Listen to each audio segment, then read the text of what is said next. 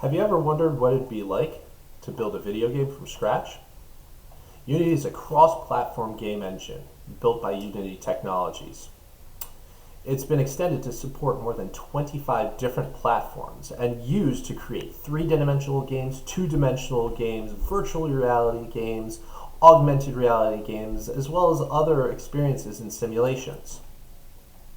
The engine hasn't just been used to develop video games, it's also been used outside of the video game industry in industries like engineering, film, automotive, architecture, and construction.